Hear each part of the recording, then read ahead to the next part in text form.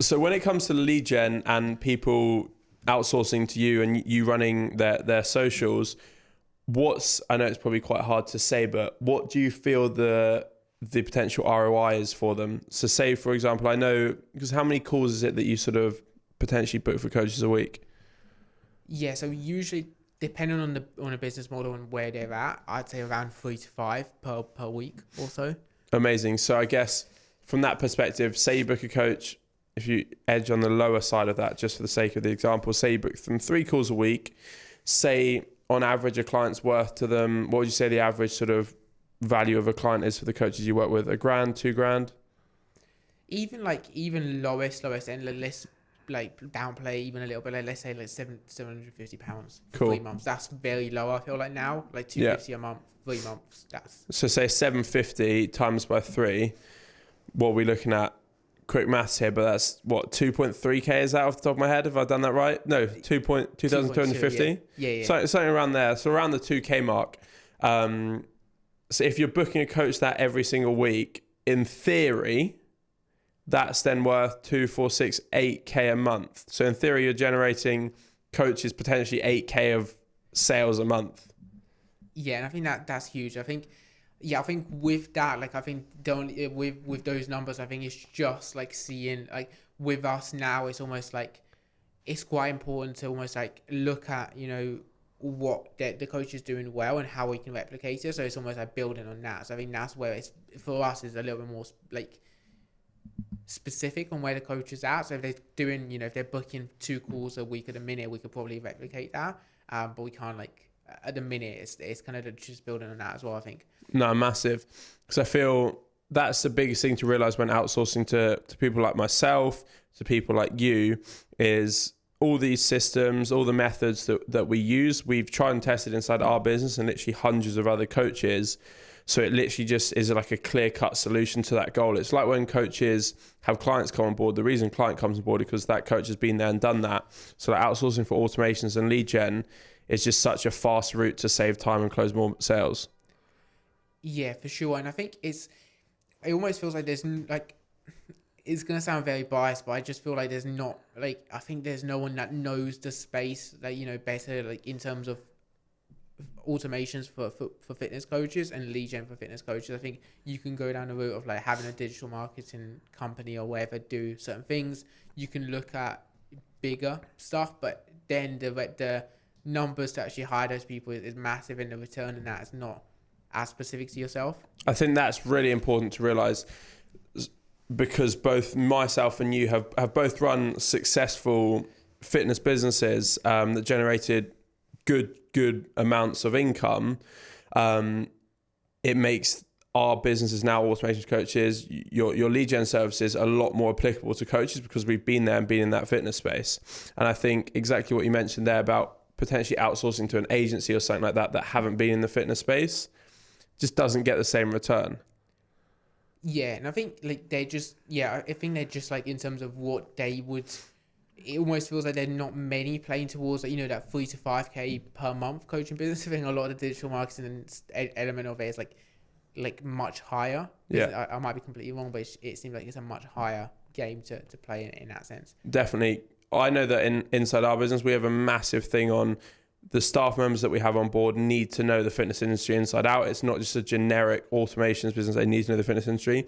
So every single staff member that we have on board either is actually an ex-client of mine from my PT business or used to run a PT business himself.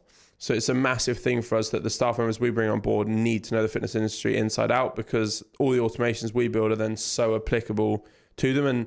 And it sounds a little bit biased potentially, but all the staff members that come on board, if they've run their fitness business, it needs to have been successful, because we want them to be able to sort of speak to the coaches that we're implementing automations to help them get the most out of it.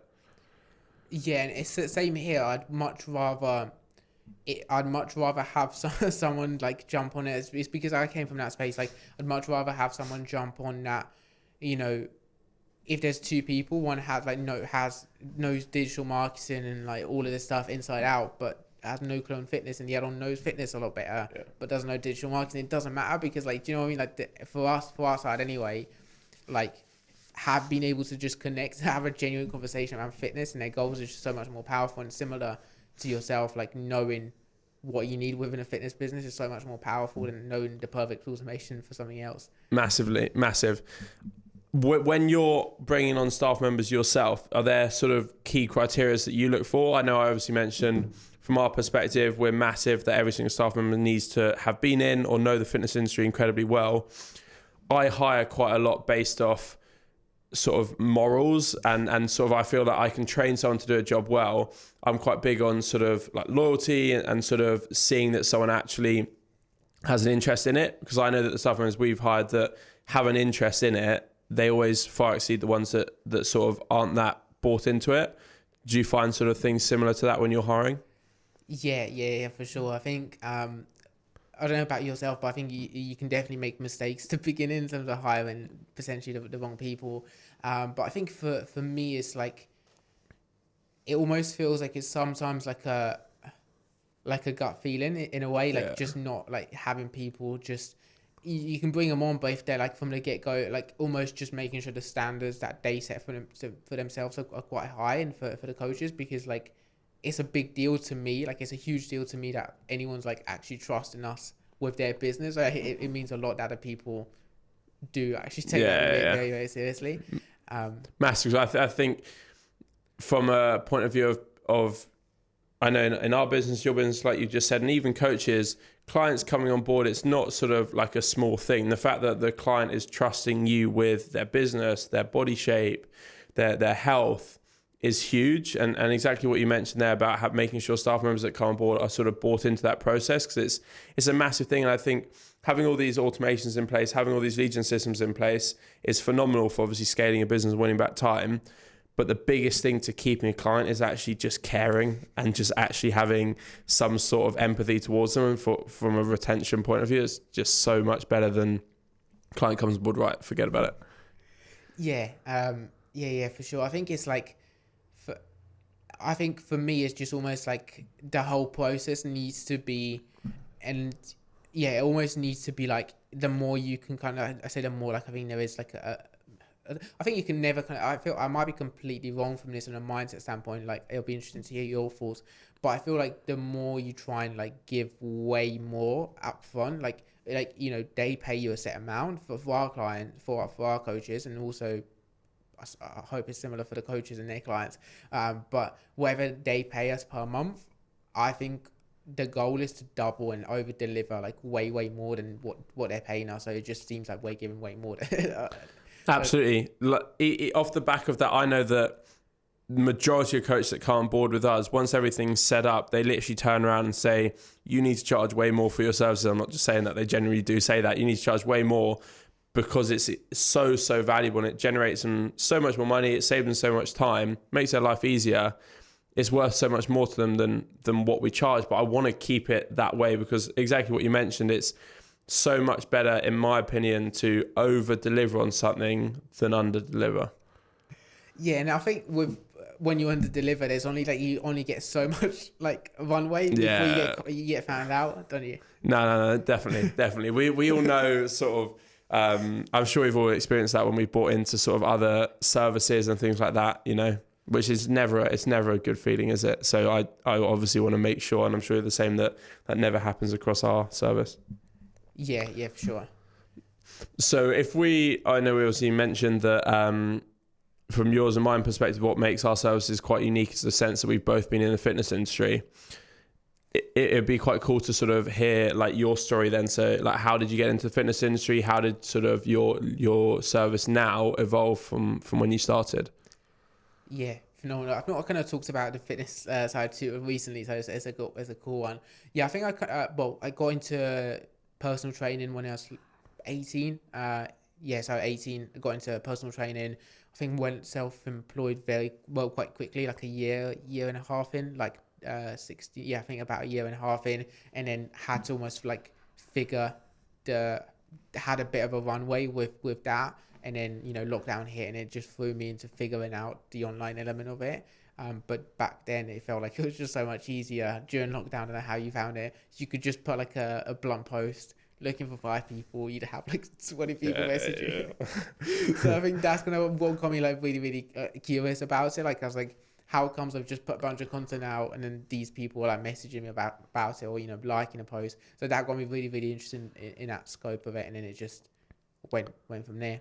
Mate, amazing. So cool to see the service sort of evolve from like a passion for fitness, starting out in the fitness industry, scaling your business, to then sort of now taking an aspect of that, which is obviously the lead gen and DM work, to then now offering that up to coaches and it being so successful. Because I know we obviously spoke when you first launched your services, and even when I first launched automations for coaches, and then to see what they're both at now is so cool.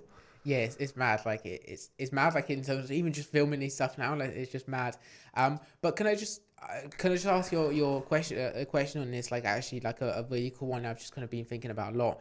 So I personally have like a lot of respect for coaches and the ones that like thrive and do it relentlessly, because for me, and I think that's where I love this business so much more, and it works well for me. But I've really, personal training and coaching wise, I've really struggled having all of these like different aspects nailed myself. So it feels like you have to be the walking billboard, like in terms of having your own training in place, having your own marketing in place, having your clients in order, having all of these things. Whereas business wise, it feels like you can just really dial in on what, I don't know if you found it similar. It just felt like it's just so much to like look after your stuff, then the business, then the clients. It just felt like you can't really dial in on one thing, if you know what I mean. I know what you mean. I feel definitely when I was coaching, there's even more of a sort of feeling of, right, I need to stay in this incredible shape like year round, which, yeah, I guess to a degree you are a walking billboard, but I guess it depends on the sort of demographic that you coach. Not everyone's sort of body image related, but I definitely did feel that to a degree when I was coaching. I still try and stay in decent shape, but definitely don't diet as much as I used to.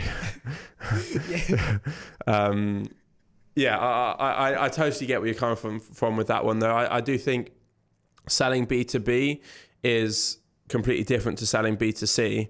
And I do feel it potentially is a little bit easier to hone in on specific points and be relentless with specific points. Don't get me wrong, I still felt it was possible with the fitness, and my business scaled quite a lot, and so did yours. But I do feel that there's obviously a lot of differences selling B2B than B2C.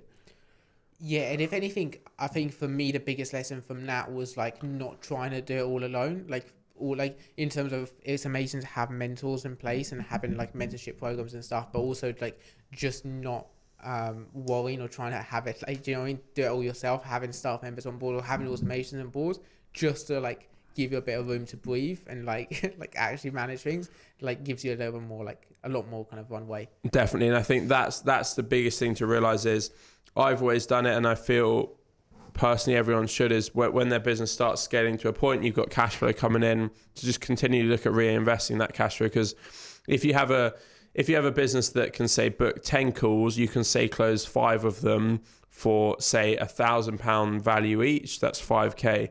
So if, say for example, you can put money in to book 10 calls, close 5k, that's a ridiculously scalable system if those 10 calls are being booked at a decent price. So I think it's one of those that once you're doing that, it's then just a case of having automations in place to save time or allow you to book more calls, having lead gen in place to allow you to book more calls. And then it's just such a scalable system. And then you just need to make sure fulfillment's on point to then deal with that demand. And I know that's one thing from a business point of view, is it can get incredibly overwhelming when you've got big scale and you're scaling up your business, but your fulfillment, you need a bigger team to deal with it. So literally, like we were saying earlier, inside our business, we've now brought on board 7 staff members that help them run everything more so, just to make sure it runs streamlined. Because that's the biggest thing for me, is I hate the thought of potentially bringing on tons of clients and then not potentially being able to deliver the service that I want it to be.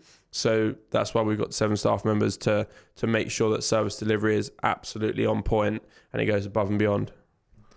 Yeah, and you sound quite similar on that in respect, in a way. I might be wrong, but it feels like for me, and I probably it feels like the biggest like thing that I obsess about like a lot more than anything else is service delivery and just making that the best it possibly can be in one. And it seems like once you nail that, you know, everything else is like you've got the foundation in place to just drive everything else. I suppose B2B, like our side, there's a little bit more moving parts to it. Yeah, mate, there's a lot of moving parts. There's a lot of moving parts for sure, because I know that in our business, I was just saying from our perspective, because I know it inside and out, one of the services we offer is it's called an exclusive VIP package. So coaches come on board and say we built out, let's just say for example, a lead magnet automation, application automation, and say a check-in automation, just an example. We have an in-house web designer that would design every single web funnel for it all. We have a head of automations that would design all the automations, head of copywriting that would build all the copy for it, head of graphics designer that would build all the graphics for it. There's just a lot of moving parts. So that's why we brought on the head of operations to just make sure everything syncs smoothly, the client's happy, they understand what's going on, just then the system flows. Because that's the biggest thing for me, is just making sure every single client that comes on board just feels the services above and beyond. Yeah, and I think that once I feel like that's the biggest thing. Like, just deliver way more than people pay you, and I think that's the biggest. Definitely, and I know from our perspective, and even coaches' perspectives, if you niche down into a specific niche, you then go above and beyond in that niche. Word spreads so quickly. So, like, from our perspective, obviously selling into the fitness industry, working with fitness coaches, having a service that goes above and beyond for every single coach. Your clients want other coaches involved because they know how incredible the service is. Same for coaches. If you work with a specific niche demographic, that then just scales so quickly. Yeah, I keep thinking now. I feel like a lot, like I said at the beginning, I feel like your marketing a lot of your marketing for coaches as well. But after a particular point, like you can kind of get a lot of revenue, like a lot more revenue. Like, it sounds like we're just talking about numbers wise, but just revenue wise, if that's the big goal, you can just get so much out of nailing first the delivery element, and just like even it just treating like having one client the same as when you just have one client, treating that attention to detail and quality the same as when you have 20. It is so powerful. Definitely, and that is the goal in my business, and I'm sure for and yours and every other coach's. Say, for example, you had one client, the service you're able to deliver that one client compared to if you had 1,000 should be exactly the same. And I think that's where it's incredibly important to look at automations to win you back time, look at outsourcing aspects to people like yourself to again win back time, so that then that business is able to cope with that demand. Otherwise, it then means that your service drops, clients aren't happy, clients leave, retention drops, and then it's just this like leaky bucket.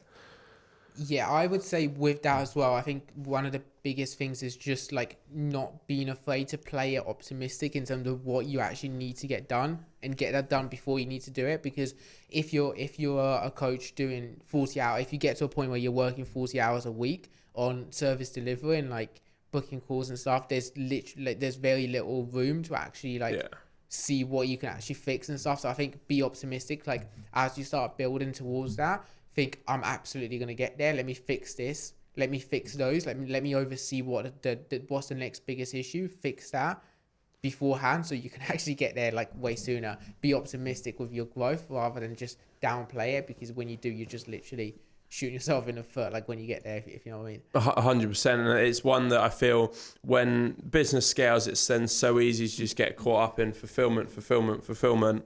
And then say you're then doing 40 hours a week of fulfillment, then a few clients drop off, naturally there will be some churn. It's then, right, you've then spent all this time on fulfillment, which is great, but then you haven't spent any time on lead gen, so then you've not got more leads coming in, so then you then have to then take some time away from fulfillment. But that's where having automations, outsourcing, everything can flow at once, and that's then when the business scales. Yeah, I think it just makes it so much easier, doesn't it? Like once you do that,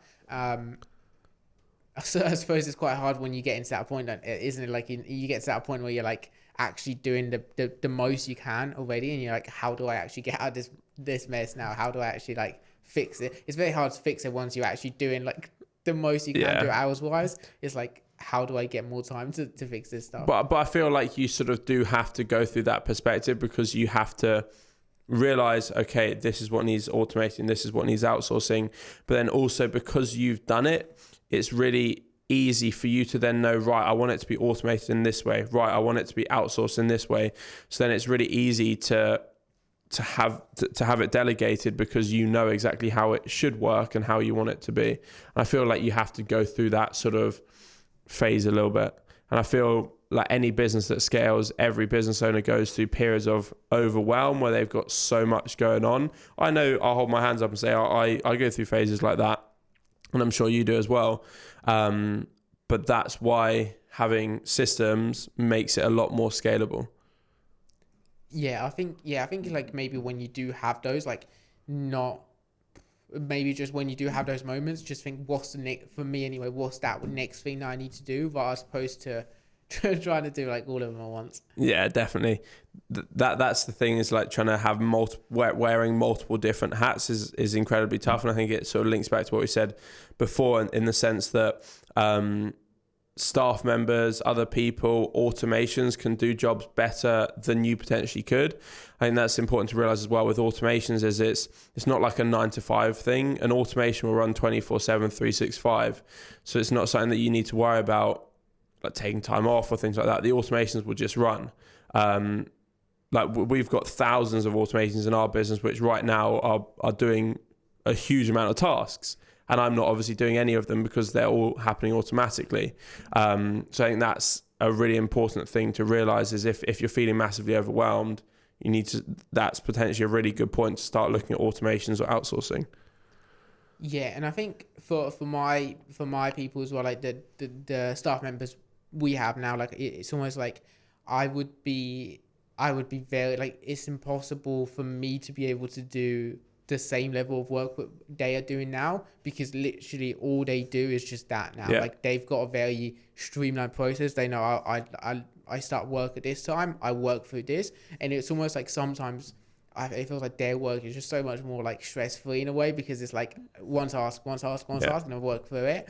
So almost like I suppose almost just not like just when you're trying to do too much, like when you're trying to do too many different tasks and you're trying to like work loads of hours, or all the hours, like 16 hours a day, realistically whatever comes to hour 15, 16 is just going to be like awful. Yeah. to be honest. We've all been there though, haven't we, where we're doing, I know that to be honest, most days I do 14 hours at the minute, just because integrating all staff members, everything like that, getting them all up and running.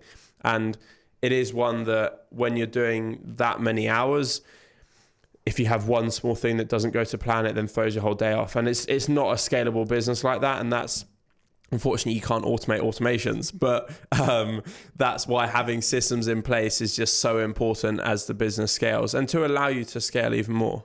Yeah. It almost makes it more of an actual machine that works, you know what I mean? Rather than just being like just you trying to like do it all yourself. And it all starts with you when you wake up, and it all finishes with you when you like go to sleep. That's I think quite important to realize as well, is that it is a business. So name one business that does good revenue, good turnover, that is all fully reliant on one person. Probably isn't one. And it's important to realize that the ultimate goal, I know that this is the ultimate goal with automations of coaches, is to get it to a point where it's I'm sure the same with you, is not reliant on me, the business owner, all the time. Because for me anyway, when you get to that point as well, like the quality is just 10x what it will be now. Like I know now with us is so much better than when it was just me doing it, because there's more perspective on things. There's more time for me to think. There's more time for like everything to run better, as opposed to, and I think that's where it becomes very hard to have someone or something else do as good of a job, if you know, like without like do as good of a job, because there's so many more like people involved, so many more perspective involved. 100%. And I think it's one that like when you're so caught up in the day-to-day, it's incredibly easy to sort of not have the headspace to think about improving the sort of offers and things. So I know that now that I have a little bit more headspace, now that I'm out of things a little bit more, Chris, who runs all our automations, I'll often come to him and he'll come in for work. He works in the office, comes in for work, and I go, Chris, I've got an idea today. And he goes, oh, fucking hell, what's this about? But I'll often have, because I've got some headspace, I'll have had this idea about this new automation we can build, which then just makes the service even better. And it's just getting into that position where you can then sort of sit on top and then have the headspace to continue improving the service.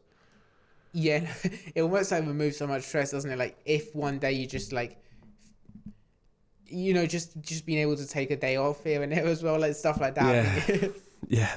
Because that's the thing. When you're not able to take a day off, I'm all for all this like hustle, this grind, and all this stuff. And I literally work 14 hours pretty much every day, but try to have at least one day off a week, and it does massive things. I know that I'm so much more productive in the week if I actually get a day off, because I can actually think. Yeah. 100%. Right. There was one point that I was going to mention here. What was it? Fuck. Mate, what was it? Oh shit, that was it. If you're cool, if you start a topic about like how I got into automations, yes, I think that could then flow quite well. I was going to ask you, I think I was going to ask you about something about automations, and I didn't towards the end. So yeah, no, you're chill. Cool. Run. Fucking hell, what's this mic doing, boys? There we go. Cool. Yeah, so I was just going to ask you, like, on this actually earlier, like, what kind of, I know you mentioned kind of how I got into it, but how did you get into the automation side yourself? Like, what got you into that, and how did it get to where it was when it first spoke, like a year ago, to where it is now? Absolutely. So I started out similar to yourself in the fitness industry, went fully self-employed straight away. I've always been self-employed, went fully self-employed straight away. Started out in person in a commercial gym, built up a sort of client base there to the point that I was then nearly fully booked, then moved over to sort of a semi-private gym, and then became fully booked in person. And then naturally I was looking at ways that I can save time and continue expanding. That's when I sort of scaled out the online model, and then again continued scaling that out to earning multiple six figures from the fitness industry. And that's when I started looking at automations. To be honest, when I started in the fitness industry, mate, I did not have a clue what a funnel was, what an automation was, didn't even know what Zapier was or Trello, any of these softwares. But when I started sort of figuring them out and learning about them, I'm very much like, once I like start learning about something, I can't stop until I fucking know how to do it well. So that's then like when I went down a massive rabbit hole, automated all of our automations in the business, and then was in a few different mentorships at the time, did a few talks, and then demand from it just then sort of like took off from there. And then was like, hold on a minute, I love the fitness aspect, but I'm very much into my training at the same time. I don't know if you found this, like when you're into your training, you're into your nutrition, and then your job is training and nutrition as well, like your whole life revolves around it. That's when I was like, I love the automations aspects. It makes me have to think at quite a high level. But then at the same time, I'm still in the fitness industry, which is nice. And then I just went fully into that and scaled it. But I still do have, I got rid of quite a lot of PT clients, love training them and everything, but just to put all my time into automations. But I still do keep a handful of them, because I do think it's quite good to keep like my like hand in the game a little bit. So I have a few clients still that I want to keep, just because I think it's quite good, because it then gives me even more ideas off the back of it, automation wise. Yeah, that's so powerful. I also I think it's so powerful in terms of that. How did you what were the automation systems in place PT wise, and was there any automations once you get to 10 clients? And I'm guessing at that point initially when you got fully booked, it was all kind of like one-to-one sessions, kind of how in the gym, kind of how every PT does it, I suppose, how I was doing it as well. Yeah, to start with, before then sort of really pushing the online aspect. But my fitness business did get to a point where everything was automated apart from me doing check-ins, replying to clients, and then had a team also sort of running the lead gen aspect, and had a lot of automations in place there. So it was incredibly automated. I think that's important for fitness coaches to realize is you could automate every single aspect of your business. So the only thing that you need to do is just coach clients and just like manage staff. That's like you could automate everything else apart from that. I think it's really important to sort of be aware of that. It is possible to automate that. Like the scope with automations is huge. It's not just a case of, right, there's a few automations here and there. Like the scope's massive.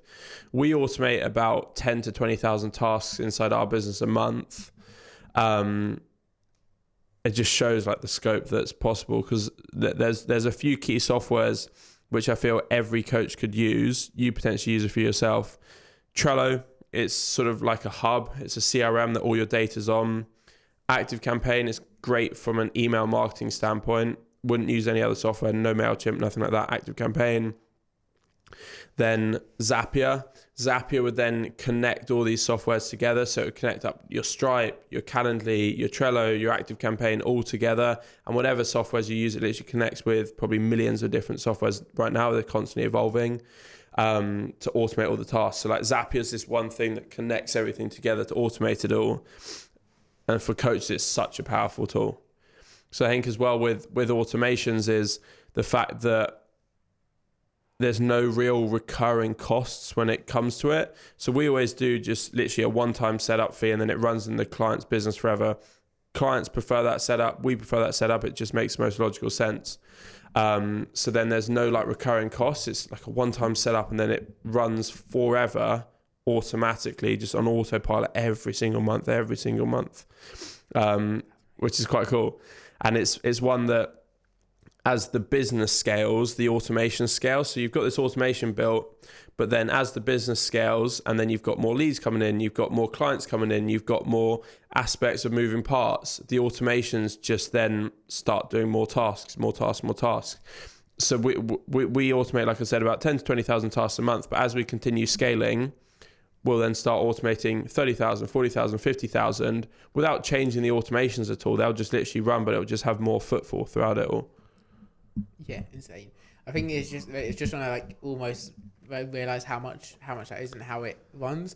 And I think it's so fascinating. Do you see it like in a world where I can't help but think like more and more of the tasks now would be like AI based. Like, you know, I just had like an ad this morning on like AI copy, you know, stuff like that. I think the captions, video editing is going to get more towards that. So I think it's going to be. I've gone off on a very... Mate, go for it. Very futuristic thing. So I suppose, like, do you see, like, yourself doing more of that element? Do you see yourself, like, or rather, like, do you kind of... Are you able to do a lot more now than you were, like, a year ago in terms of automations, or how does it... Absolutely. It's one that there's constantly new softwares coming out. There's constantly new aspects of automation. So, for example, Zapier, you can integrate Zapier with literally millions of softwares now, but they're constantly adding new software, so that the integrations available are constantly growing. And even to the point of Trello. So Trello's that sort of one software, it's like a hub for all your data, but they constantly let out new power-ups. So it's things like on your Trello board, you can add on power-ups, sort of like plugins. So they could be like a calendar view, a pipeline value view. So then your Trello, you can have a Trello board, but you can then also have a calendar, so you can then see what dates your leads need following up, or you can have a pipeline value, so you can see the monetary value of all your leads in the applied section or the booked call section. So the way the automations are going is like there's like a crazy amount of scope with it, even into the next few months, let alone years. What's the coolest like automation you feel like you've done? Is there one in particular that comes to mind, or what's the coolest automation? Oh, you see, it's one that I always, so like all the automations we build are custom to the coach, in the sense that we have a sort of, every coach that comes on board has an initial call, an intro call, where we plan out the automations and we mold it around exactly how they want. So like every automation to a degree is completely different. So they're all really cool in that sense. But I think one that's incredibly useful for coaches, we built it for a coach recently who's running a lower ticket program, And he simply had every new coach that comes on board in the onboarding sequence, they're sent a type form. And in that type form, there's a few questions, some of which are, do you train at the gym? Do you train at home? Do you train 3 times, 4 times a week? And then when they fill that out, they're automatically shared the specific program. So then as like a low ticket program, it literally just runs and he doesn't even do anything. And even to the point of diet, got an automated calorie calculator, kicks out their daily calories, and then it just shares them the specific nutrition plan. So as a low ticket program, he genuinely does nothing. That's insane. That's so cool. Which is just so cool, like the way that automations are going in the future. Yeah, that's ridiculous. That's so cool. Well, what man, I feel like we're getting some like good points down. Yeah, I can't tell if I'm like taking it where you want it. Like I don't know. Mate, you're spot on. You're spot on. No, spot on. Right, okay, I got an idea. Let's run this. So you've obviously worked with hundreds of coaches, and you yourself in your PT business with the coaches you work with, your staff members have probably sent what 5,000, 10,000 messages, DMs, probably a crazy amount. Yeah. What would you say the biggest lesson is off the back of sending all those messages? Like if you could summarize it up into one sentence. Oh, I think maybe like don't be afraid, like don't take things personally, like in terms of like DMs anyway. I think it's much easier on our side when we view it as data, like data to improve, and especially for our team members. But I think when I was a coach and when I was doing the messaging for my coaching business, you can end up taking it quite personally if someone for me anyway, if someone just ignores you, it just feels like it's him ignoring you as opposed to him ignoring a business message as a sign that he might not need coaching right now. He might have a coach. Whereas if you just view it as data, like your data, 40 to 50% reply rates, that's data. That's stuff that you can improve. And it makes it much easier to keep it going rather than like if you feel like you're always getting rejected, you're gonna hate doing it. Like I think that's really important to realize, especially in business, having quite a thick skin, because obviously ideally everything goes your way, but naturally some things don't go your way. Especially DM outreach, not everyone's going to reply to you. So a 40-50% reply rate is great. Like that's big. You're sending 30 messages a day, you got 15 people replying, that's 15 conversations a day, that's huge. And like you said, just having a thick skin and not taking personally. It is really easy to take it personally, I know that. But yeah, I don't know if you've had much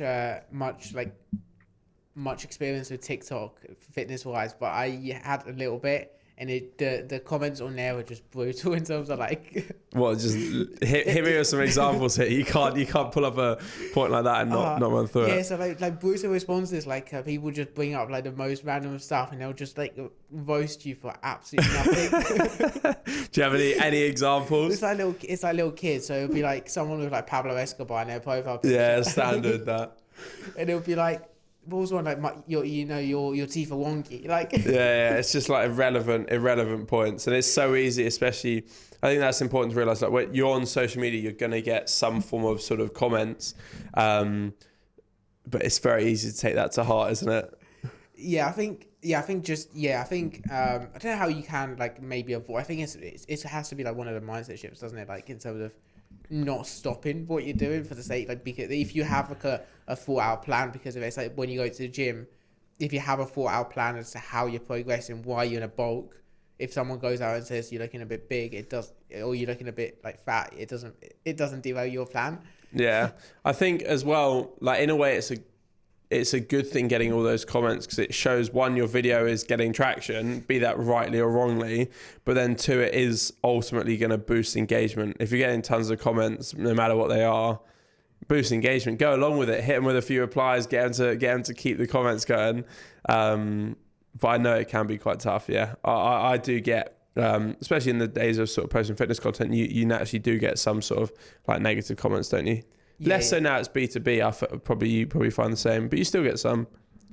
Yeah, I don't know how you find it B2B. I think B2B, it might be maybe more like competitors. I don't know if not necessarily competitors, but maybe more like people in a similar space. It's kind of what I've heard anyway from other mentors. Like it's more like mentors versus mentors, as opposed to I don't know if you found it. It's Oh, what I I've haven't. heard. I haven't found it a huge amount, but I know where I can understand where you're It's what where you're I've coming heard, from. yeah. Yeah, for sure. Yeah, I don't know if this was gone. Wait, this is like a lot more. Mate, it's good. Mate, it's good. It's good. Good chat. Right, where shall we take this? Should we maybe do? I was thinking, could maybe look at. Do you reckon it could be a cool little case study to just like say, like, let's dissect a hypothetical like £10 million per year coaching business and what he has. Yeah, sick. But I don't know how you can like. So I do work with one person that does. Let's pretend like someone like Charlie Johnson and not mention his name. Yeah, but like, yeah, let's yeah. say like, for example, like what would the biggest names have set up? I don't know. Yeah, cool. Let's run it. Okay, hold on. Should I maybe like make notes of these, or like I don't know if it is needs to that for like, I don't know, maybe not. Nah, that's cool. We'll roll with it. Let me think of a line. So the coaches watching this and that you work with, I'm sure, obviously very ambitious. They want to hit and scale. They want to hit certain income targets, scale their business. Let's say, for example, a coach looking to earn £1 million from the fitness industry. What would you say the key aspects are when it comes to their lead gen? So if you could categorize the 3 things they need to focus on to generate their first £1 million in the fitness industry from the sort of coaches you've worked with, what would you say that they are? I think the biggest has to be like having content that's really resonating and hitting with the person. You can have like the most amazing like lead generation strategy, but if the content is not hitting or not specific, I don't think it makes the conversations work very well. It's very hard to actually book people onto like these higher ticket like sales calls in a way if the content doesn't work or it's not relevant. So I'd definitely say content would be one of them, and then the other 2 would be maybe like a bit of a DM flow strategy, both for, or even like a few resources and stuff that you can send people across that might not be ready to book calls. And then also I think in that element, when you are selling a higher ticket, especially on that element, I think that makes it a lot easier, doesn't it? If you're selling more, like if you're looking to make more money, it's much easier to scale a business that's selling higher ticket. And at that point, just having a little bit more, like a bit more of a resources section, stuff that you can send people to. Once you have that, maybe also just being able to follow up on these people as well, a lot easier, because people, the higher the price point, the harder it's going to be to charge to book them in, like thank them for the follow, book them in for a call on the same day. Thank you for the follow. Give me your credit card details. I'll take $1,000. Yeah. No, 100%. I can totally understand where you're coming from on that one. I know from the automation perspective, we do work with a handful of fitness coaches that are generating millions a year in the fitness industry. And the biggest differentiation between those and the ones that are, say, not generating as much, potentially below 5k or just potentially in general less than $1 million a year, is that then they're outsourcing a lot of their time with automations, with outsourcing staff members, so that they can spend it on high level tasks instead of low level tasks that don't have as much ROI. But then also they're massive on data. So literally, like we said, it can be as simple as having the data with, say, a message you're sending. If you then, say, get a 10% better reply rate that books you a handful more calls every week, that's then going to generate you a ton more revenue in your business. I'm massive on sort of like self-education, work with a fair few different business mentors, and even working with one of them, we adjusted the way of sort of a DM flow that took reply rates up 10% extra. And say, for example, across a week, we send, say, 500 to 1,000 messages, extra 10% there is going to be massive for booking more calls, generating more sales, and that then compounds week on week. I think the biggest thing as well is they're like relentlessly consistent with it. Like they don't let things fall. They make sure that they're like relentless with it.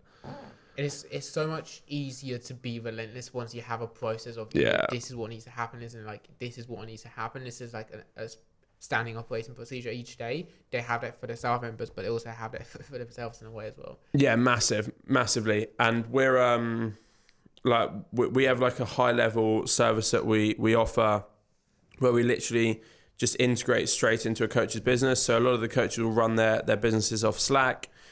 If people don't use Slack, I would highly recommend that they do. There's tons of automations you can build into it. But our high level service, we literally just integrate straight into that coach's Slack channel and then just literally run all the automations for them, handle all the tech side of things. And having been inside a large number of their Slacks, all of them have exactly what we mentioned, consistent processes where staff members at the end of the day have a daily SOP, like where they run through what they've done. They're all consistent with everything. It's just literally relentless every single day. The business then just scales consistently. Yeah, like I think it's just almost like not letting your emotions get I think that's the biggest thing. It's like good day, bad day is always the same stuff that get done. Like I think that makes it so much easier. Yeah, because I think that's massively important. Like regardless of how you feel, regardless of what's gone right, what has gone wrong, is stuff still get done every single day.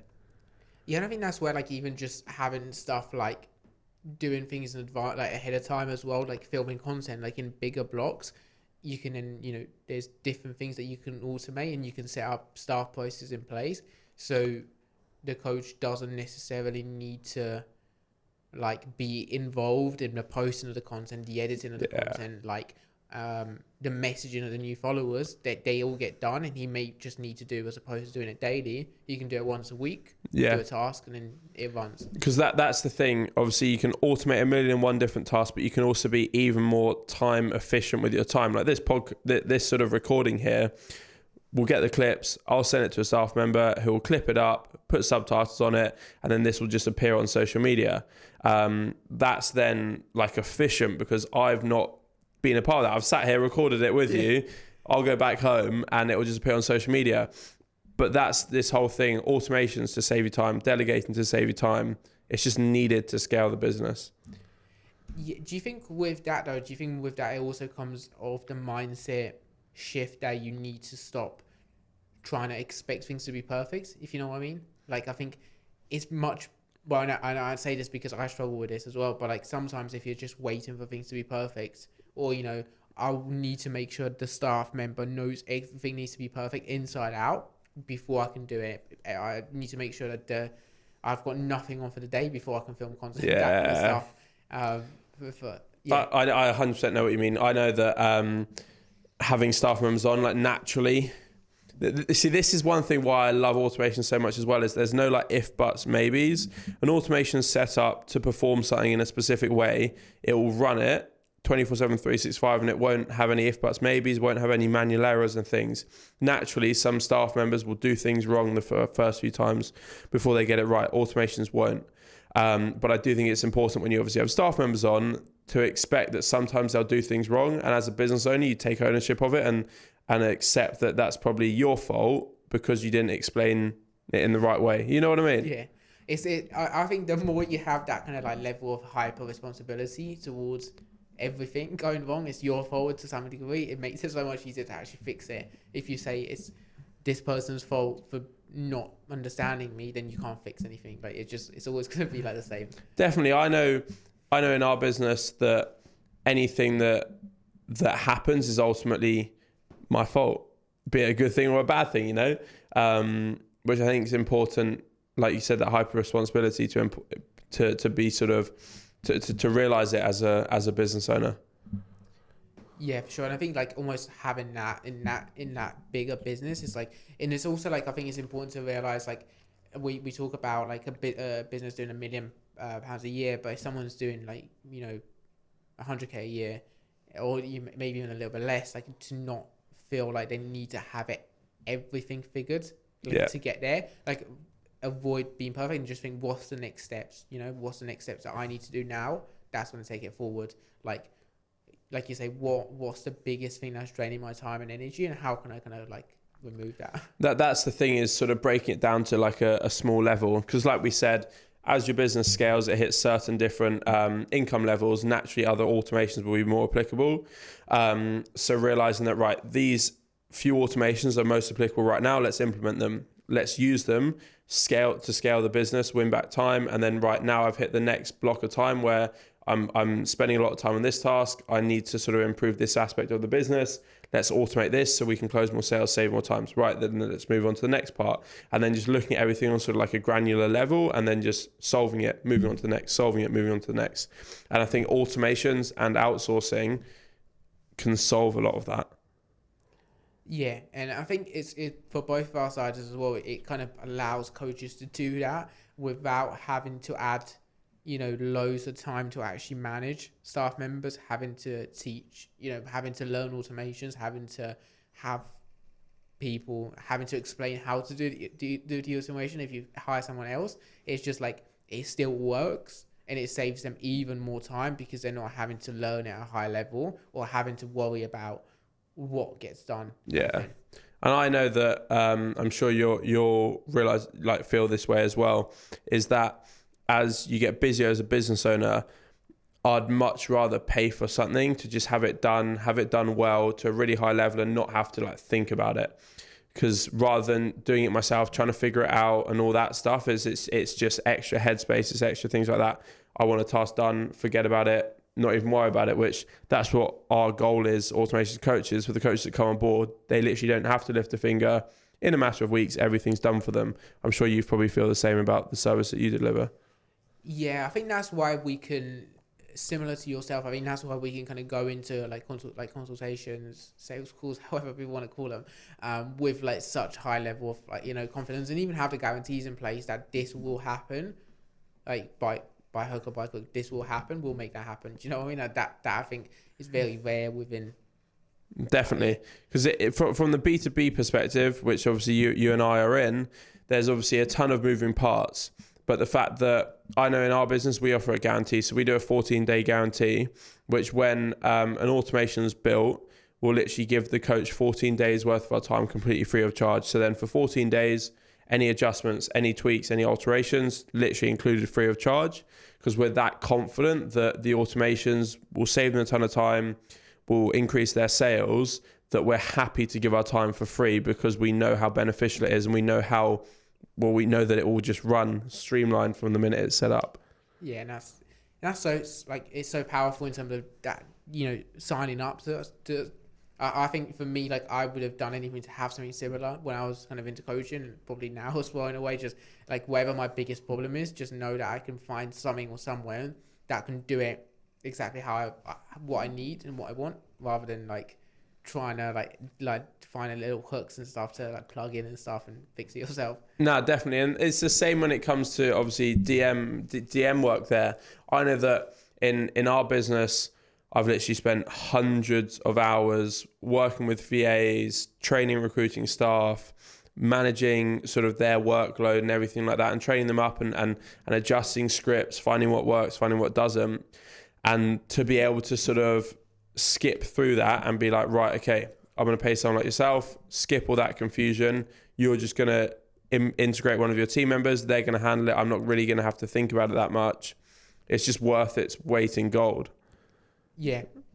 I think it, like, for me, like, looking back into it when I was doing coaching, like, it would have made my life so much easier, like, as well, this is going to get done, and it's just like such a relief, even just from saving the time element. Even if your tasks get matched exactly, then you've saved yourself the hour of work that's been done, 2 hours worth of work, alongside like the endless hours that you would have been training and stressing. So I think that's important to realize that, like, when it comes to, so say for example, a coach that looks at integrating a KPI automation to track all the KPIs across their business, there's two ways that a coach can pay for it: with their time by trying to figure it out themselves, or with money by outsourcing to someone like us. And I think especially the time perspective, we're obviously going to be able to build it a lot quicker than them because we've done it numerous times, and it's going to be 100% guaranteed to work. So I think as the business scales, I know that I'd much rather pay for things with money now than I would with time. I'm sure you're the same. Yeah. Yeah, I don't know how you find it a bit of a weird one, but I don't know how you find it with like little things as well nowadays, like with like food and stuff. I'd much rather have, like canned food, canned tuna, like do it. Mate, I know where you're coming from. I'm weird in the sense that I meal prep every single meal the day before because I literally just don't have time in the day. But it's convenience. Like, it is convenience, and it just makes your life so much easier. having it done by someone that's been there before, they know how to do it, it works, you get a better result out of it, it's guaranteed to work. And yes, it obviously has a monetary value to it, but you're either going to pay with money or going to pay with time, and I'd much rather just have it done right from the get-go. Yeah, no, it's interesting to see how it goes, but I'd much rather save my time like now, just because of how much I feel like I'm doing. Like, you're doing 14-hour days as well. Like, if it means that, you know, you get an hour back to, you can either work or sleep or whatever, like, it's so valuable. Mate, 100%. It's one that it's tough to sort of fit, I feel like, come to that realization, but once you sort of realize it, I think it then just makes everything become even more of a no-brainer. And I know we touched upon it earlier, but I know from the automation perspective, so say, for example, an application automation that then, say, took a coach's, so we built out an application automation, had all the follow-ups, had all the lead nurturing systems in place, and it took a coach's call booking rate from, say, like every 10 calls. He then ended up booking an extra call out of every 10, so 6 out of 10. And then, say, he took his show rate from 50% to 60%, and then his close rate from 40% to 50%. That's literally going to generate hundreds of thousands of pounds for a coach. So I think, like, the ROI on services that are outsourced it's just huge. Yeah, and I think, like, it's also, like, I think it's almost like for business owners and online coaches to not underestimate their time. I know I've done that, and I probably still do it a little bit. Like, I still get myself caught out, but not underestimate how much valuable. Yeah. Not in a way, like, not in, like, you know, I could be doing, like, so much more, but just valuable in terms of just protecting your energy, but also just being able to spend that time. Chances are, if you're paying someone else, or you are kind of, if you're paying someone else, chances are you're going to make sure you're being productive with your time. Otherwise, what's the point of, like, you know? Yeah, no, 100%. It forces you to be more productive. I think as well, oh, mate, I just forgot what I was going to say. Fucking hell. What did you say, sorry? Yeah, so I think it's just, like, it's like almost like not being... Yeah, I think just, like, from a time element standpoint, just, you know, realizing just how much you can get done. Yeah, how much you can get done from that standpoint, if you know what I mean. No, definitely. And I think it's important to realize, like, how valuable your time actually is. So say, for example, a coach charges, say it works out 200 quid a month, 250 quid a month. It's probably on the lower end. I know coaches that we work with that charge sort of 750, 800 plus quid a month for their coaching. And if you sort of break that down into the hourly rate, like, I think it's really important to realize what your actual hourly rate is, even though people aren't paying you per hour, because then it makes you realize that, right, okay, I've spent an hour just trying to build an email sequence, which, yes, it's going to generate you thousands, tens of thousands, potentially hundreds of thousands of pounds. But if you outsource that, it would cost a lot less than what your hourly rate is, and then you could have spent that on other tasks that then move the business even further forwards. You know, so I think it's really important to look at it from that perspective.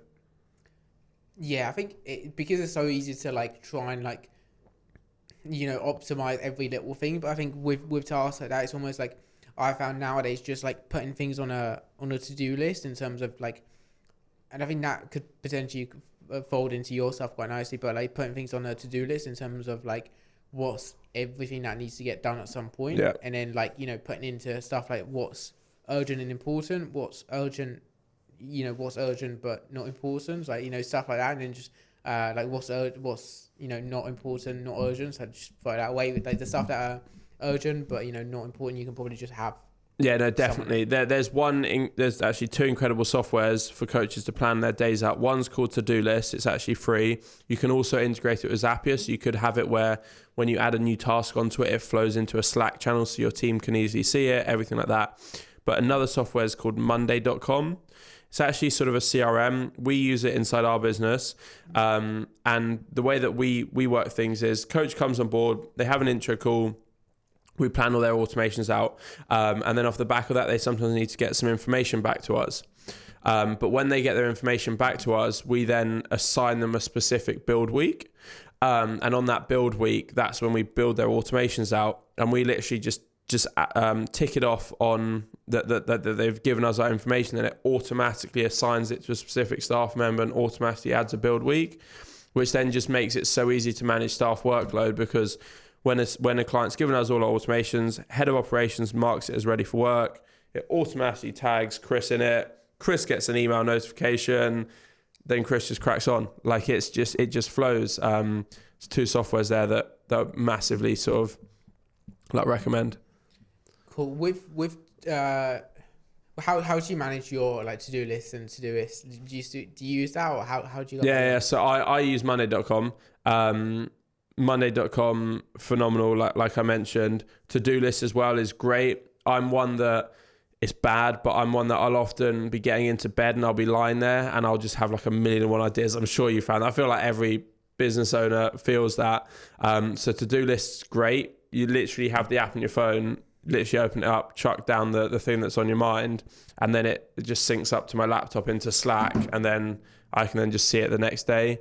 Because mate, I'm sure you're the same, but when you're lying there at like 10 p.m. at night and you got all these ideas running, you just need to get them down. I've had some of my best ideas, to be fair, lying there at night at 10 a.m. yeah, for sure. I think the only thing I find is like when there's like so many things on there, it does get like a little bit overwhelming. So I think like filtering those through like into priorities. Yeah, well, you can put dates on them on to-do lists, so then you can easily see, right, today this task needs done, today this one needs done, which then makes it pretty easy to manage. But I think that's another thing as well, like having clear systems for staff members, automations just makes it even more manageable, because like you can delegate things, or things get done automatically. It then just makes it easier. Yeah, having like deadlines for yourself as well. Yeah. Because otherwise it's, as I guess as a business owner, it's easy to just let things run. Whereas if you've got clear definitive deadlines, it just has to get ticked off. Yeah, and it's like you see it doesn't get ticked off. It kind of bothers you. Yeah, no, 100%. So with your lead gen, I think quite a cool sort of area to touch upon would be like how you deliver your service. So I know that like you mentioned before, some coaches can potentially get VAs off Upwork and things like that. They'd have to train them all themselves and everything like that, which just would be a ton of hassle, and they wouldn't get the job done as best as possible. So with your sort of service, if I was a coach that came on board, what are the sort of like, what are the frameworks to getting set up? Like, how does your service actually run? Cool. Yeah. So the only thing, so there's a couple different things with it, and I think the biggest thing we try and do is just be a little bit more kind of like free flowing in terms of where the coach is at and where they feel like they need the most help and autonomy with, or time saved back.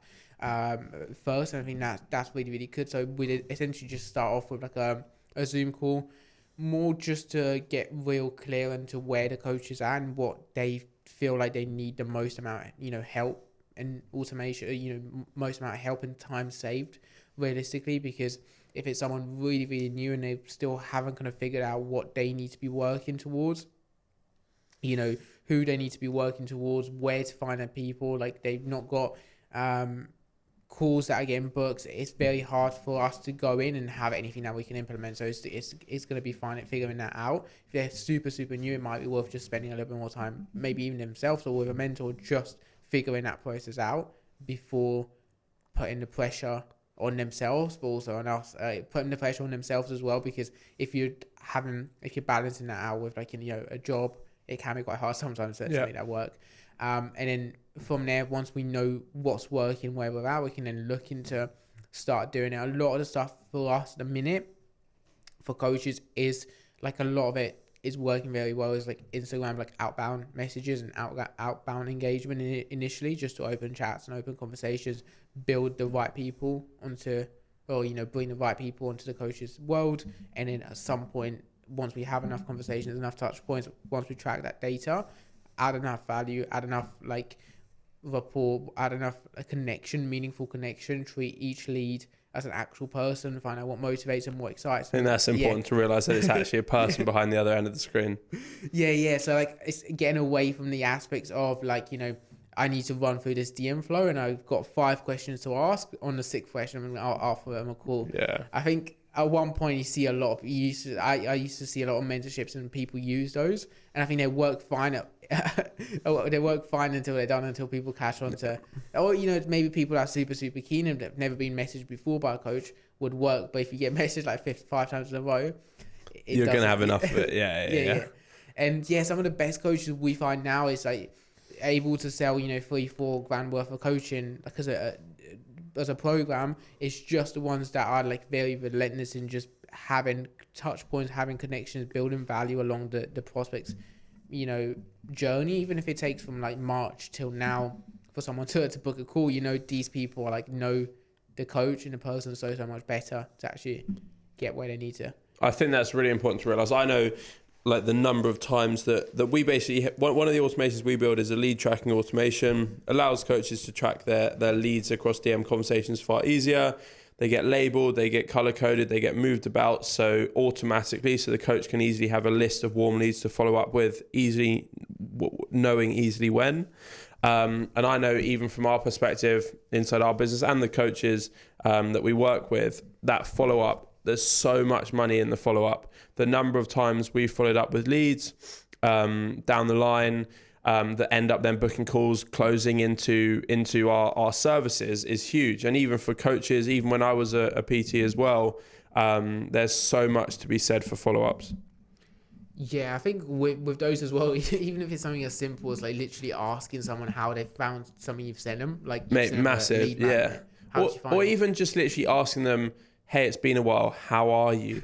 Like, ask them how they are, like show that you actually genuinely care. And the number of people that turn around and be like, that's amazing that you actually care. Because let's be real, so many people are getting hit with DMs across socials that a lot of them can be quite spammy. Whereas if you're one that stands out and actually show you care, it goes a long way. Yeah, it's weird though. Like it's weird. We had someone a while back that didn't sign up, might have not been the best lead in the world, but she was like, well, you know, on paper she wasn't the best. Like she kind of like, she's like, oh yeah, I'm doing fine. But because we showed we cared, and the coach, well, we cared like for her, and we just wanted to see how she's getting on. I think she was like struggling with being laid off for work. We could have just ended it and left it, but like as opposed to just like airing it or anything like that, we just kind of like just show support and just like try and understand people's feelings and how they might be doing. If she referred someone else, like her brother, and he followed and he signed up off the back of that. So I think stuff like that sometimes go very massively. I think it's like important to realize, like especially with your DMs, that would you want to be spoken the way